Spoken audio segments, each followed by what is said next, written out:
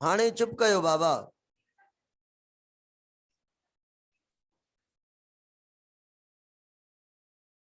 चुप कयो। छा पढ़ियो हुयोसे? फैक्टर पढ़िया से, लाइट पढ़ी से, कार्बन डाइऑक्साइड, वाटर ऐं पिगमेंट जो रोल। वाटर ऐं कार्बन डाइऑक्साइड पढ़िया से। ठीक है। अच्छा थोड़ो मां रिव्यू वठां दो बाबा। फैक्टर केड़ा आहिनि जेके अफेक्ट करन था फोटोसिंथेसिस से? केड़ा फैक्टर आहिनि या फोटोसिंथेसिस जी रिक्वायरमेंट केड़ी आ? या मांखे बुधायो role of water, role of carbon dioxide, role of light ऐं रोल ऑफ पिगमेंट। रोल जे व्यू सां भी पढ़ूं था ऐं फैक्टर भी। कार्बन डाइऑक्साइड हिकिड़ो मालिक्यूल आहे जंहिंजो रोल आहे फोटोसिंथेसिस में, पर इहो हिकिड़ो फैक्टर भी आहे। घटबो वधंदो त रेट ऑफ फोटोसिंथेसिस ते अफेक्ट थींदो।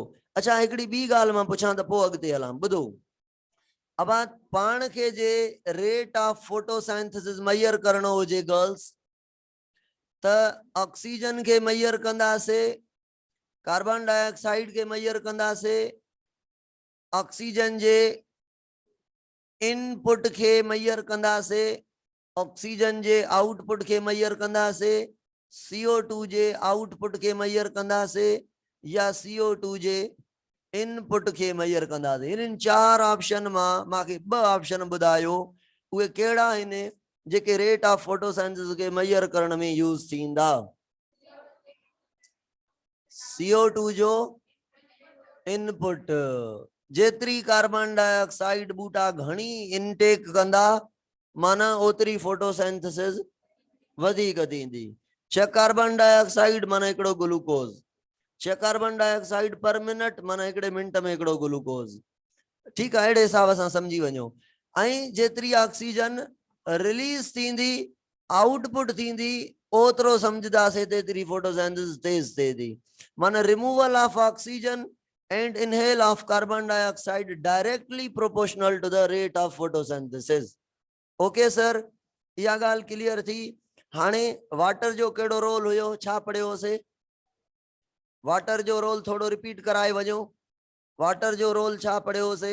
हाइड्रोजन डोनर आ, ग्लूकोज में या ऑक्सीजन डोनर आ? हाइड्रोजन डोनर आ। ऐं उन खां बाद वाटर लाइट जी मदद सां टुटंदो आहे, फोटोलाइसिस थींदी आहे वाटर जी। तो वाटर छा में टुटंदो आहे? हाइड्रोजन एक ऑक्सीजन में, हाइड्रोजन फर्दर टुटंदी इलेक्ट्रॉन ऐं प्रोटॉन में। इलेक्ट्रॉन पहिरियां ATP ठाहींदा है ना, माना वाटर जो ATP ठाहिण में भी रोल आहे, जेको असां लाइट रिएक्शन में पढ़ंदासीं। त वाटर जेको आहे ATP भी फॉर्मेशन कंदो ऐं पंहिंजा हाइड्रोजन ॾींदो कंहिंखे, CO2 के, त ग्लूकोज भी ठाराईंदो। सही है, माना रिड्यूस CO2 के रिड्यूस करण में भी रोल आहे इन जो। हलो वाटर ट्रांसपायर भी थींदो आहे, वाधारो वाटर रिलीज थींदो आहे, कूलिंग इफेक्ट पैदा कंदो आहे, ये ॻाल्हियूं पढ़ियूंसीं। उन खां बाद वाटर ऑक्सीजन जो सोर्स आहे, जेका ऑक्सीजन रिलीज थिए थी माहौल में उहा वाटर में रिलीज थिए थी। एटॉमिक फॉर्म में या मॉलिक्यूलर फॉर्म में? अगर 12 वाटर खणे दो प्लांट त घणा ऑक्सीजन जा मॉलिक्यूल रिलीज थिया हुया? 6। ओके, CO2 जो रोल थोड़ो मांखे रिपीट कराए बुधायो। CO2 ग्लूकोज जे अंदर फोटोसिंथेसिस जे अंदर एटमॉस्फेयर में अचे तो स्टोमेटा जे जरिए फोटोसिंथेटिक सेल मीजोफिल में वनी करे ऐं उते कार्बन स्टोर थे तो स्ट्रोमा में, है ना। अच्छा वाटर ऐं कार्बन डाइऑक्साइड में लाइट रिएक्शन में केर इस्तेमाल थींदो?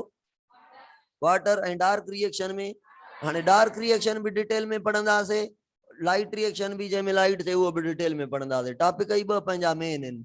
अच्छा कार्बन डाइऑक्साइड जो रोल छा आहे? ग्लूकोज में हिकु कार्बन ॾियण ऐं ॿियो ऑक्सीजन ॾियण, हाइड्रोजन ॾियण रोल आहे कंहिंजो?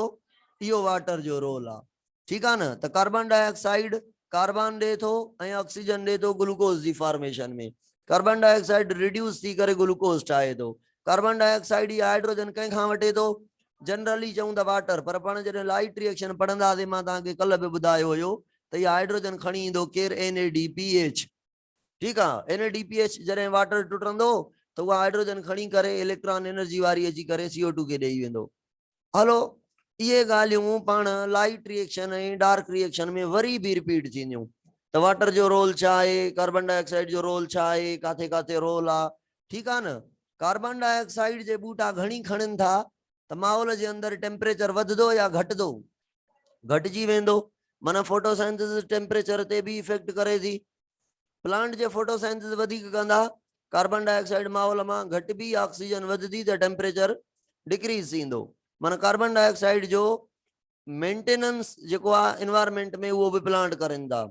बूटा एनिमल प्रोड्यूस करनि था माहौल में कार्बन डाइऑक्साइड, ऐं बूटा उन्हनि खे मेंटेन करनि था, घटाइनि था।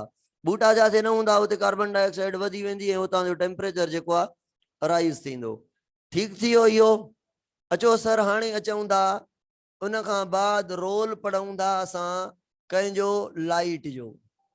लाइट लाइट जेका आहे, जेको लाइट आहे उहो बेस्ट सोर्स आहे छाजो, एनर्जी जो। फोटोसाइंथिसिस में गर्ल्स ठहे छा थो, ग्लूकोज। ऐं ग्लूकोज जे अंदर जेका हाइड्रोजन आहे, हाइड्रोजन वटि जेके इलेक्ट्रॉन ऐं प्रोटॉन आहिनि उन्हनि मां इलेक्ट्रॉन वटि जेका एनर्जी आहे उहा कंहिंजी आहे। माना ग्लूकोज जे अंदर जेका एनर्जी थे स्टोर थे थी, ग्लूकोज हिकिड़ो केमिकल आहे, कार्बन हाइड्रोजन ऐं ऑक्सीजन जो ठहियल आहे। पर उन में जेका एनर्जी आहे उहा लाइट जी एनर्जी आहे। तो ग्लूकोज में लाइट जी एनर्जी आहे, ग्लूकोज जे कार्बन में न, ऑक्सीजन में न, हाइड्रोजन में, माना हाइड्रोजन जे इलेक्ट्रॉन में एनर्जी आहे। जॾहिं ग्लूकोज में एनर्जी कढणु चाहियूं छा कंदासीं, ग्लूकोज के टोड़ींदासीं। जॾहिं रेस्पायरेशन में कल पढ़ियोसीं, जॾहिं ग्लूकोज टुटंदो उन में हाइड्रोजन निकिरंदियूं, हाइड्रोजन में इलेक्ट्रॉन प्रोटॉन सेपरेट करे उन्हनि में इलेक्ट्रॉन में एनर्जी ठाही वेंदी। तो ग्लूकोज में असां एनर्जी स्टोर कयूं था, माना ग्लूकोज जे अंदर पोटेंशियल एनर्जी थींदी। ऐं कहिड़ी एनर्जी सर भी, केमिकल एनर्जी सर भी है ना, छाकाणि ग्लूकोज केमिकल आहे। पर इहा केमिकल एनर्जी आई काॾूं, माना लाइट एनर्जी कन्वर्ट थींदी केमिकल में। ठीक थी वियो। अच्छा, लाइट के एब्जॉर्ब केर कंदो भला, पिगमेंट के भी अॼु पढ़दासीं पाण। लाइट जा मॉलिक्यूल ईंदा आहिनि, उन्हनि खे असां चवंदा आहियूं फोटॉन्स। फोटॉन माना लाइट जा मॉलिक्यूल। लाइट जा मॉलिक्यूल मुख़्तलिफ़ कलर्स में हूंदा आहिनि, ऐं लाइट जा मॉलिक्यूल जेके कलर्स में हूंदा आहिनि, हिकिड़ा मॉलिक्यूल मिली करे पैकेट ठाहींदा आहिनि। पैकेट जे फॉर्म में लाइट ईंदी आहे। उन लाइट जे पैकेट के असां फिजिक्स में पढ़ी आया हो, क्वांटम चवंदा आहियूं। ठीक आहे। ये खोड़ सारा हुजन पैकेट्स, त पोइ उन्हनि खे क्वांटा चवंदा आहियूं, प्लूरल आहे क्वांटा। ठीक आहे, लाइट पैकेट्स। हाणे जेका लाइट जा फोटॉन यानी मॉलिक्यूल या क्वांटम यानी पैकेट्स जेके आहिनि उहे हिकिड़ी स्पेक्ट्रम में ईंदा आहिनि। हिकिड़े लाइट माना गॾिजी ईंदी आहे। उन पूरा जेके ऑल मॉलिक्यूल्स आहिनि यानी जेके ऑल क्वांटम आहिनि सॼा लाइट जा पैकेट। लाइट रंग जी हूंदी आहे न, लाइट के कलर हूंदो आहे न, लाइट के कलर हूंदो आहे। कलर कॾहिं ॾिसी सघूं था गर्ल्स, जॾहिं लाइट ॿुधो, जॾहिं कंहिं ऑब्जेक्ट खां लाइट क्रॉस करे वञे कलर नथा ॾिसी सघूं लाइट जो, त कहिड़ो हुयो। लाइट जो कलर तव्हांखे फिजिक्स वारे टीचर्स पढ़ायो हूंदो, तॾहिं नज़र ईंदो जॾहिं ऑब्जेक्ट में लगी लाइट रिफ्लेक्ट थिए। सही आहे, लाइट जा खोड़ सारा कलर आहिनि, पर कलर तॾहिं नज़र ईंदो जॾहिं ऑब्जेक्ट में लगी। हाणे मां चवां थो लाइट जेका पिगमेंट एब्जॉर्ब करे वेंदियूं उहा नज़र ईंदी न। जेका नज़र न अचे, लाइट जो कलर डिसअपियर थी वञे, माना इहो एब्जॉर्ब थियो। ऐं जेको कलर नज़र अचे रिटर्न थिए, माना इहो प्लांट छा कयो, पिगमेंट छा कयो, रिफ्लेक्ट कयो। हलो इन ॻाल्हि ते बि खोड़ ॻाल्हाईंदासीं पाण। पर पहिरीं ॻाल्हि इहा त लाइट जा फोटॉन यानी क्वांटम मुख़्तलिफ़ कलर्स जा आहिनि। उहो सभिनी कलर्स के मिलाए करे असां चऊं था लाइट जो इहो स्पेक्ट्रम आहे। ऐं लाइट जे स्पेक्ट्रम के चऊं था फोटो स्पेक्ट्रम। फोटो माना लाइट जा मॉलिक्यूल, स्पेक्ट्रम माना सॼा मॉलिक्यूल ओवरऑल जेके सभिनी कलर्स जा। हाणे पाण पढ़ंदा आहियूं, तव्हां फिजिक्स में पढ़ी आया हो त लाइट जे हर मॉलिक्यूल जी, हर फोटॉन जी, हर क्वांटम जी, माना पूरे स्पेक्ट्रम में जेके भी डिफरेंट कलर्स आहिनि, हर फोटॉन माना हर फोटॉन के सभिनी के मिलाए करे मां फोटो स्पेक्ट्रम चवां थो न। सभिनी फोटॉन के मिलाए करे, सभिनी टाइप जे फोटॉन के मिलाए करे स्पेक्ट्रम चवां थो। त उन स्पेक्ट्रम में लाइट जो हिकिड़ो क़िस्म न आहे, हिकिड़ो कलर न आहे, खोड़ सारा कलर आहिनि। लाइट कलर जे हिसाब सां भी हिक ॿिए खां मुख़्तलिफ़ आहे, photon to photon.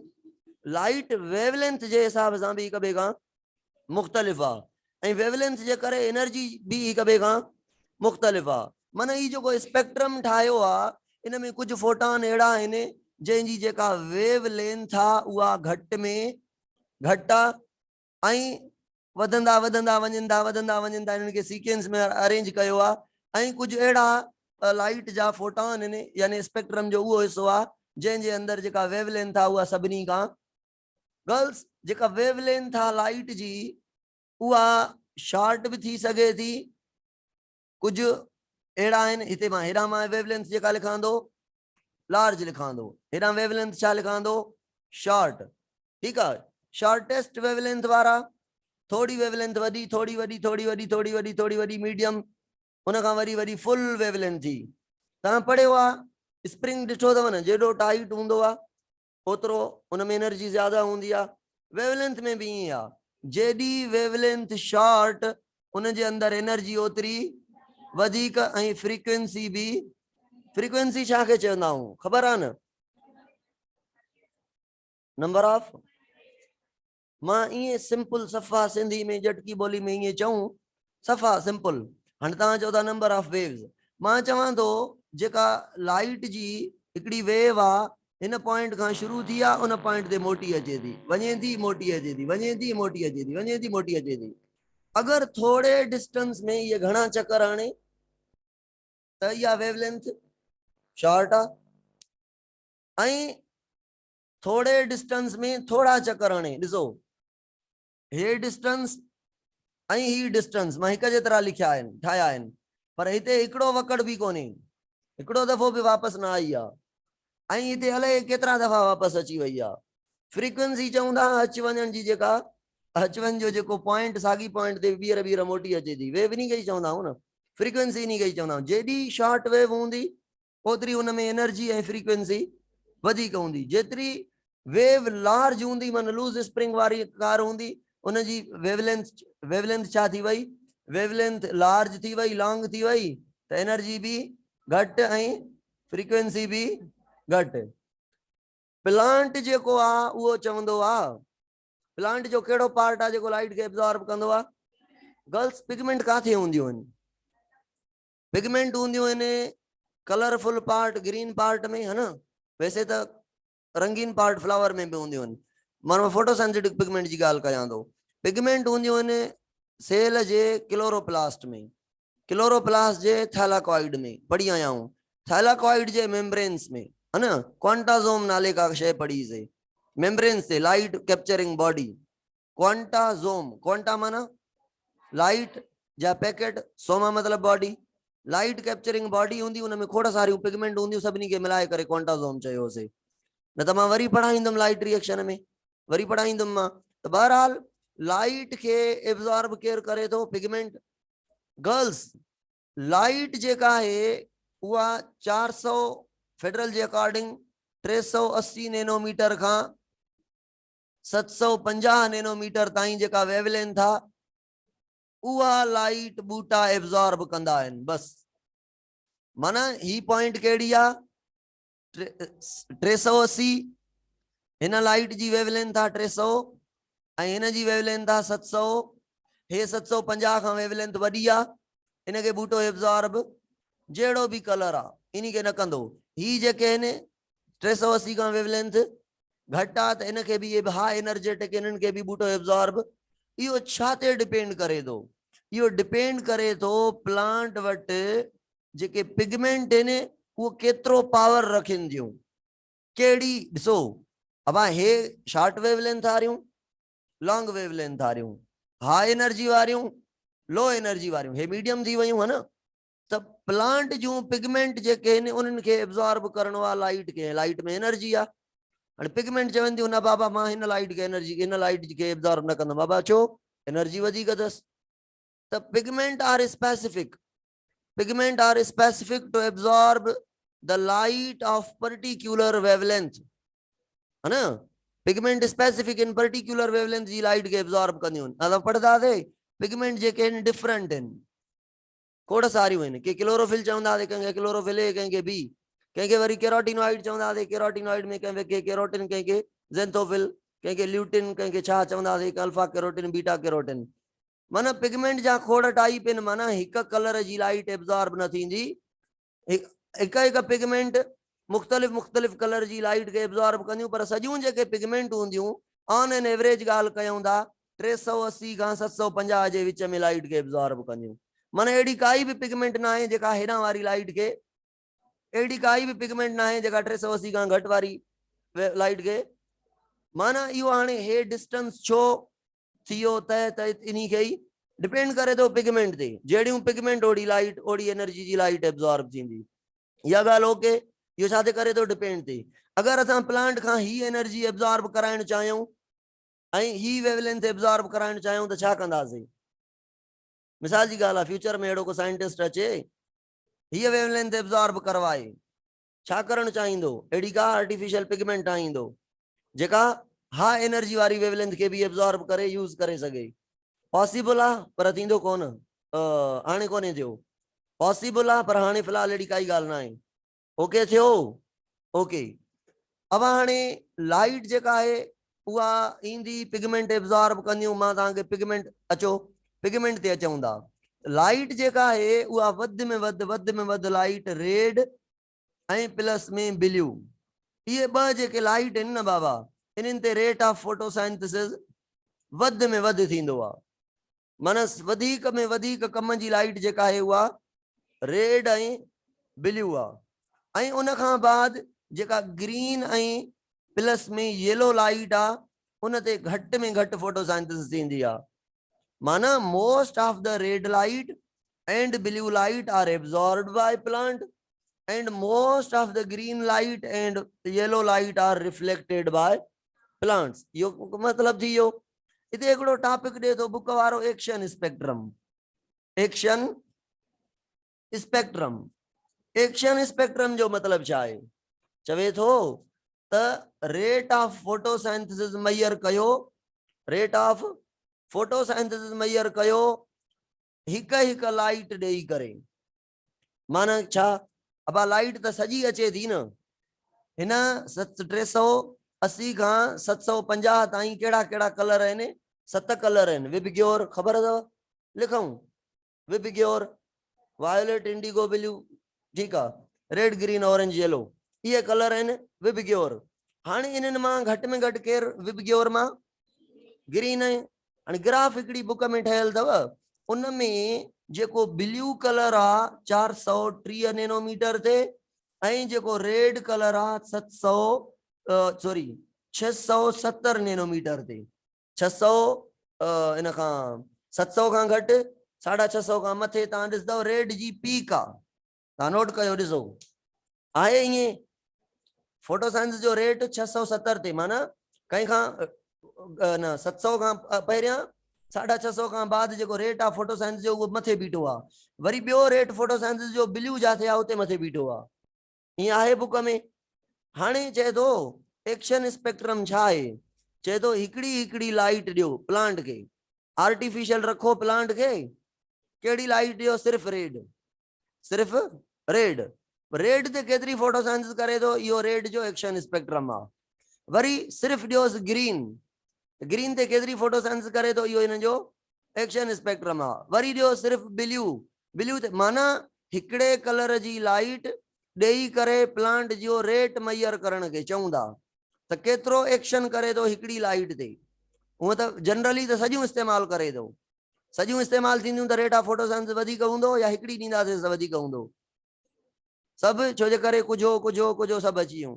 Action spectrum कीअं ख़बर पवंदी? सॼियूं ॾींदासीं त ख़बर पवंदी त ग्रीन ते केतिरी कयईं, रेड ते केतिरी कयईं। पोइ छा कीअं करणो पवंदो? सिर्फ़ ग्रीन ॾियोसि त ख़बर पइजी वेंदी, अब पर मिनट एतिरो ग्लूकोज ठहियो। सिर्फ़ रेड ॾियोसि, पर मिनट उन खां ग्लूकोज वधीक ठहियो रेड ते, त माना रेड ऐं ब्लू ते सभिनी खां वधि में वधि प्रोडक्ट ठहंदो। चवंदासीं फोटोसाइंथिसिस कंहिं ते वधीक थी? रेड ऐं ब्लू ते। त माना एक्शन स्पेक्ट्रम जो मतलब छा आहे? समझ में आयो? हिकिड़ो कलर ॾेई करे उन ते रेट ऑफ फोटोसाइंथिसिस मालूम करण खे असां चऊं था एक्शन स्पेक्ट्रम। ठीकु आहे। अॻियां वरी हिकिड़ो ॿियो एब्जॉर्प्शन स्पेक्ट्रम टॉपिक ईंदो। एब्जॉर्प्शन स्पेक्ट्रम वरी इन खां थोरो चेंज आहे, उहो पढ़ंदासीं। अब कहीं कहीं ते सफ़ा घटि आहे, हिकु ग्रीन ते ॿियो येलो ते रेट ऑफ फोटोसिंथेसिस जेको आहे तव्हां ॾिसो घटि आहे। ऑरेंज ते भी तव्हांखे वधीक मिलंदो, ॿिए नंबर ते वायोलेट ते भी। हेॾां ॾिसो पहिरें नंबर ते कहिड़ा ब्लू ऐं रेड, उन खां बाद तव्हांखे रेड खां पहिरियों ऑरेंज नज़र ईंदो, उन ते भी चङो आहे रेट। हेॾां वरी वायोलेट नज़र ईंदो, उन ते भी चङो आहे। माना ब्लू ऐं रेड खां बाद जेको सेकंड रेट आहे वधीक उहो ऑरेंज ऐं वायोलेट ते आहे, पर मिनिमम में मिनिमम ग्रीन ऐं येलो ते आहे। ओके सर, इहो एक्शन स्पेक्ट्रम असां मालूम कयोसीं, ग्राफ ॾिठोसीं त ग्राफ जेको हुयो उहो कुझु हीअं हुयो, ईअं थी वियो। ब्लू ते फुल, वायोलेट ते थोड़ो घटि, ग्रीन ते सफ़ा घटि, येलो ते सफ़ा घटि, ऑरेंज ते थोड़ो वधीक आहे, रेड ते सफ़ा वधीक आहे। ऐं वेवलेंथ कहिड़ी आहे, ब्लू जी केतिरी आहे, हिननि जी केतिरी आहे, हिननि जी केतिरी आहे, हे हिननि जे विच में हूंदी। हे ॿ यादि करे छॾियो, ब्लू जी केतिरी आहे ऐं रेड जी केतिरी आहे, ठीकु आहे, हिननि जा रटा लॻाए छॾियो। ओके, हलूं अॻिते। अचो सर, हाणे अची वियासीं पाण अची वियासीं पिगमेंट ते। त पिगमेंट छा आहे? पिगमेंट छा आहे गर्ल्स? कुछ ॻाल्हियूं पिगमेंट जूं पढ़ियूं आहिनि। Pigment are the molecule, organic molecule इन, याद कयो। बायो मॉलिक्यूल में छाजी ठहियल आहे केराटिनॉइड पिगमेंट?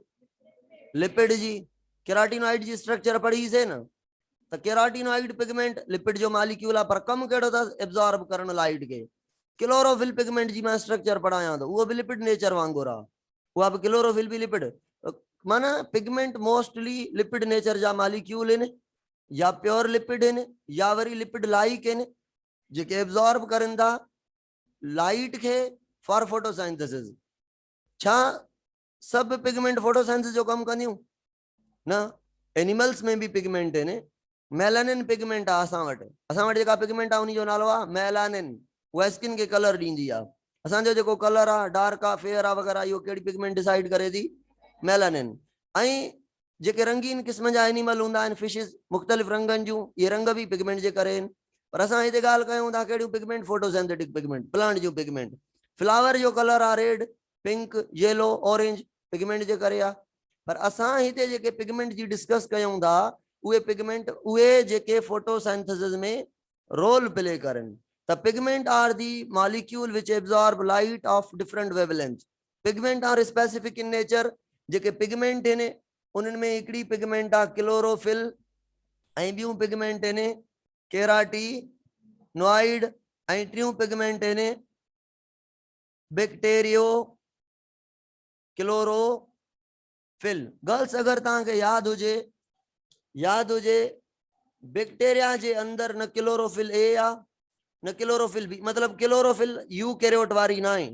बैक्टीरिया जे अंदर कूड़ी क्लोरोफिल आ, क्लोरोफिल लाइक पिगमेंट आ, जंहिंखे चवंदा आहियूं बैक्टीरियो क्लोरोफिल, या वरी क्लोरोबियम पिगमेंट भी चवंदा आहियूं। ठीक है, बैक्टीरियो क्लोरोफिल माने हे क्लोरोफिल ए या बी ना है, हे प्रोकैरियोट जे अंदर सिर्फ ऐं सिर्फ एक जे अंदर मिलंदी। हलो हिन खे छॾियो, कम जी ॻाल्हि। यू कैरियोट वटि ॿ क़िस्म जूं पिगमेंट आहिनि। हे पिगमेंट कंहिंजी आहे? यू कैरियोट जे अंदर ॿ क़िस्म जूं पिगमेंट आहिनि, हिकिड़िन खे चवंदा क्लोरोफिल्स ऐं ॿियनि खे चवंदा क्लोरोफिल। जेका पिगमेंट आहे उहा further chlorophyll A, chlorophyll B, chlorophyll C, chlorophyll D and chlorophyll E वग़ैरह वग़ैरह जा टाइप आहिनि। पर मोस्ट इंपॉर्टेंट पिगमेंट जेके आहिनि उहे क्लोरोफिल ए ऐं क्लोरोफिल बी आहिनि। Chlorophyll A present in all type of living organism. Eukaryote, autotroph है ना, हेटरोट्रॉफ में क्लोरोफिल ए हूंदी छा? प्रोकैरियोट में हूंदी न, प्रोकैरियोट में क्लोरोफिल ए जो कॉन्सेप्ट ना है, बी जो ना है। हिते हिकिड़ी जुदा पिगमेंट आ, फॉल्स पिगमेंट आ, जंहिंखे बैक्टीरियो क्लोरोफिल। यूकैरियोट में जेके ऑटोट्रॉफ आहिनि उन वटि सॼी हूंदी छो? सभिनी वटि आ छो? मां पढ़ाईंदुमि तव्हांखे रिएक्शन सेंटर। रिएक्शन सेंटर उहा जगह जाते फोटोसिंथेसिस जो रिएक्शन थींदो आहे। रिएक्शन सेंटर मां तव्हांखे पढ़ाईंदुमि टॉपिक लाइट रिएक्शन में। उन रिएक्शन सेंटर में ॿ क्लोरोफिल जा मॉलिक्यूल हूंदा आहिनि, डायमर हूंदा आहिनि। हाणे जंहिंमें क्लोरोफिल ए न हूंदी माना रिएक्शन सेंटर कान्हे, माना फोटोसिंथेसिस न थींदी।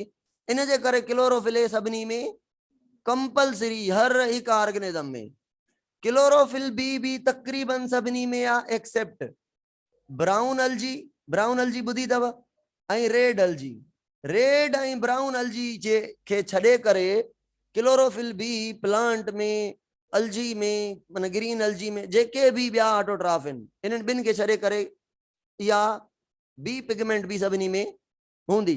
गर्ल्स तव्हांखे फार्मूला लिखाईंदुमि मां क्लोरोफिल ए जो C55 H70 72 सॉरी O5 ऐं N4 Mg ऐं क्लोरोफिल बी जो फार्मूलो लिखंदासीं C55 सागो होॾे ॾिसो होॾे 70 72 आहे त हिते हाइड्रोजन 70 आहिनि होॾे ऑक्सीजन 5 आहिनि त हिते ऑक्सीजन 6 हूंदियूं ऐं नाइट्रोजन साॻियूं ई मैग्नीशियम साॻी हिकु। हाणे इहो रटणो न आहे ऑटोमेटिकली रटिजी वेंदो पंहिंजो फार्मूला। क्लोरोफिल ए ऐं बी में फ़र्क़ु छा आहे इहो रटो लॻी वेंदो त क्लोरोफिल ए में हाइड्रोजन वधीक आहे ऑक्सीजन 2 घटि आहिनि 1 घटि आहे सॉरी ऐं क्लोरोफिल बी में 2 हाइड्रोजन घटि आहिनि 1 ऑक्सीजन। इहो रटो लॻी वेंदो ॿुधो हाणे अब हाणे जेके सी ऐं डी ई पिगमेंट आहिनि इहे एलजी वग़ैरह जे अंदरि प्रेज़ेंट आहिनि। गर्ल्स ॿुधो छोकिरियूं लीफ आहे सम्झ में अचे थी ॻाल्हि मसलो थिए थो। अब लीफ जो कलर कहिड़ो आहे ग्रीन। क्लोरोफिल जेका पिगमेंट आहे ग्रीन ऐं येलो कलर खे रिफ्लेक्ट कंदी आहे। क्लोरोफिल पिगमेंट ग्रीन ऐं तंहिंजे करे त फोटोसिंथेसिस ग्रीन ऐं येलो ते घटि थिए थी। Chlorophyll is a main pigment that reflect green light and yellow light. Green ऐं येलो जो वैल्यू घटिजी थो वञे प्लांट वटि। बाक़ी कंहिंखे ऑरेंज खे वायलेट खे वधीक एब्जॉर्ब कंदी उन्हनि खां बि वधीक एब्जॉर्ब कंहिंखे कंदी रेड ऐं ब्लू खे। रटा लॻी आहे इहे पंहिंजा VIP। अच्छा ऐं उन खां बाद क्लोरोफिल जेका पिगमेंट आहे डोमिनेंट पिगमेंट आहे। कहिड़ी पिगमेंट आहे हिकिड़ो हूंदो आहे नेसेसरी ऐं असेसरी। नेसेसरी आहे सिर्फ़ ए छो ए नेसेसरी आहे रिएक्शन सेंटर में हूंदी आहे ऐं डोमिनेंट उहा जेका पंहिंजो पाण खे शो करे।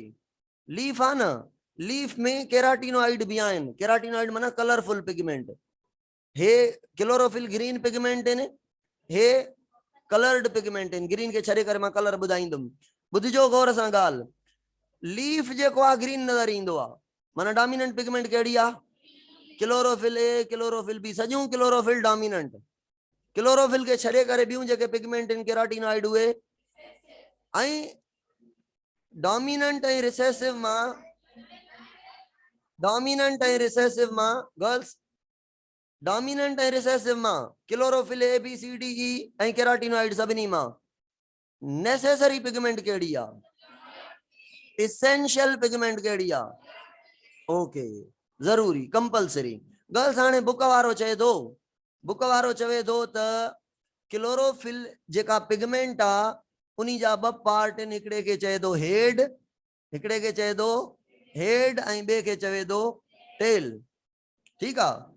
केराटिनॉइड जा टाइप पढ़िया अथव केराटिनॉइड जा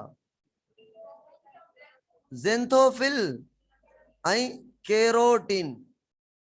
ज़ेंथोफिल के चए थो येलो कलर जी पिगमेंट आहे ऐं केरोटिन के चए थो ऑरेंज या जनरली रेडिश कलर जी पिगमेंट आहे।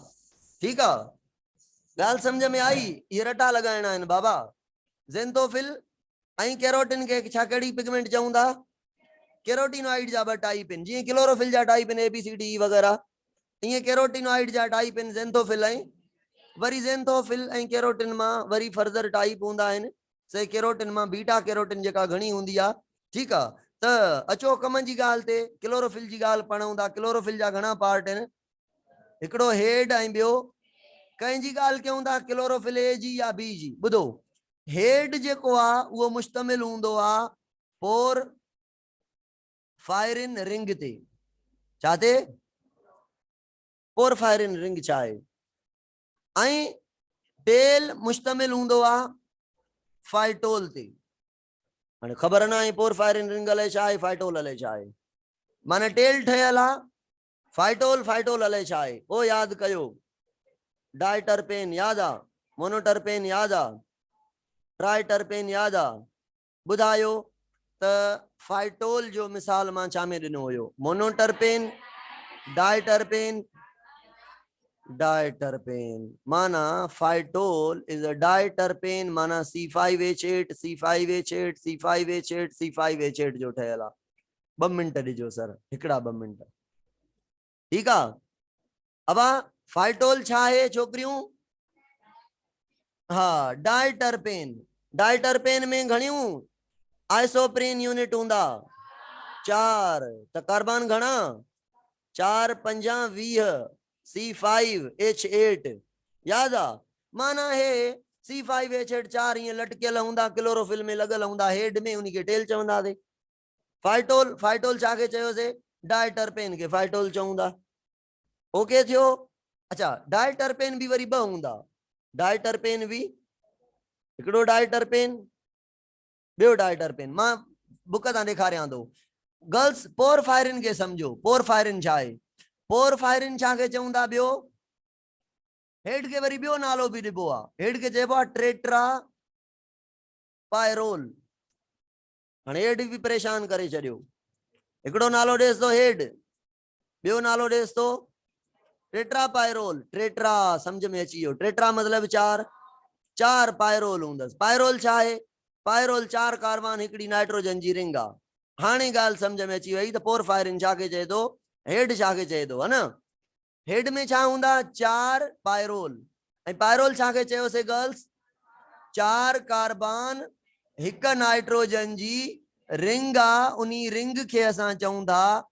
उनी रिंग के असां चऊं था जेको आ त हे नाइट्रोजन इते अटैच थियल आहे हिकु कार्बन बियो कार्बन टियों कार्बन चौथों कार्बन हिकड़ी नाइट्रोजन थी वई ऐं हेडा हे बी जेको आ त अची वई रिंग ठीक है 4 कार्बन जी हिकु कार्बन बियो कार्बन टियों कार्बन हे चौथों कार्बन हे नाइट्रोजन ठीक है हे बी रिंग थी वई उन खां बाद हे नाइट्रोजन आ एक कार्बन है 2 कार्बन है 3 कार्बन है 4 कार्बन है 5 कार्बन हे हिकड़ी पायरोल एक कार्बन है 2 है 3 है 4 हिकड़ो पायरोल हिन के चइबो आ बियो हिन के चइबो आ टियों हिन के चइबो आ हे नाइट्रोजन ऐं एक कार्बन 2 कार्बन 3 कार्बन 4 कार्बन है 5 कार्बन घणा पायरोल थिया पायरोल छा के चयोसी हिकड़ो नाइट्रोजन 4 कार्बन जी रिंग के पायरोल टेट्रा पायरोल थियो प्लस में सेंटर ते लगल दस मैग्नीशियम कनेक्ट थियला पायरोल सा with the help of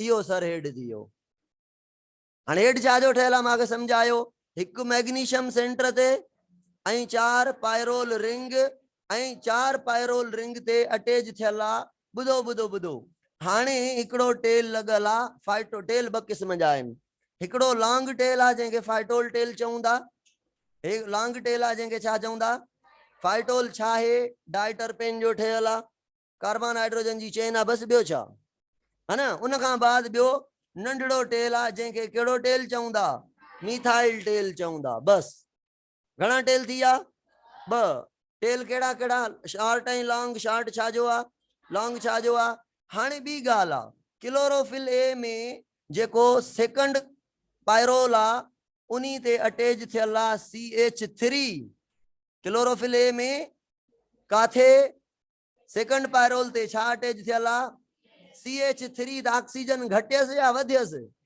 oxygen घटिजियस ऐं CH3 ऐं ॿुधो क्लोरोफिल बी में इते अटैच थियल आहे CHO माना अगर इते CHO लगल हुजे त इहो क्लोरोफिल अगर CH3 लगल आहे त गर्ल्स अगर CHO लगल आहे त हिकड़ो 2 हाइड्रोजन घटिजी आ क्लोरोफिल ए में 3 हाइड्रोजन आहिनि हिते क्लोरोफिल बी में त ॾिसो क्लोरोफिल ए में हाइड्रोजन वधीक छो त सेकंड पायरोल ते 3 हाइड्रोजन CH3 लगल आहिनि ओके ऐं क्लोरोफिल बी में हाइड्रोजन थोड़ा आहिनि ॾिसो छो त 2 पायरोल ते 3 हाइड्रोजन हुजण जे बजाए 1 हाइड्रोजन आ त घणा घटिजी आ 2 हे 70 होॾे 72 ऐं क्लोरोफिल बी में ऑक्सीजन जेके आहिनि वधियल आहिनि ॾिसो हिकड़ो वधियल आहे 2 हिकड़ो छो वधियल आहे त हिते हिकड़ो अल्डिहाइड लगल आहे हिकड़ी ऑक्सीजन हिते अल्डिहाइड न आहे मिथाइल आहे त उहा ऑक्सीजन न हूंदी